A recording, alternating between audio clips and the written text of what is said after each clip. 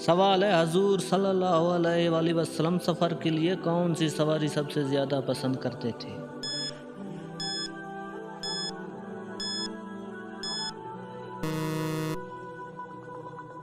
जवाब है, हजूर सल्लल्लाहु अलैहि वसल्लम को घोड़े की सवारी सबसे ज़्यादा पसंद थी।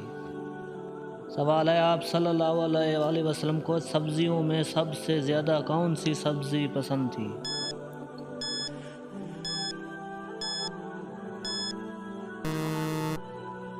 इसका जवाब है, आप सल्लल्लाहु अलैहि वसल्लम को सब्जियों में सबसे ज़्यादा कद्दू की सब्ज़ी पसंद थी। सवाल है, आप सल्लल्लाहु अलैहि वसल्लम को किस जानवर का गोश्त ज़्यादा पसंद था?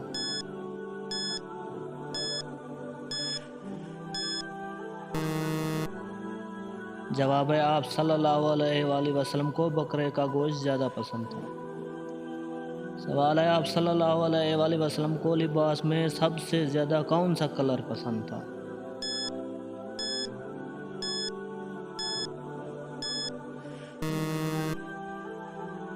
जवाब है, आप सल्लल्लाहु अलैहि वसल्लम को सफ़ेद कलर का लिबास ज़्यादा पसंद था।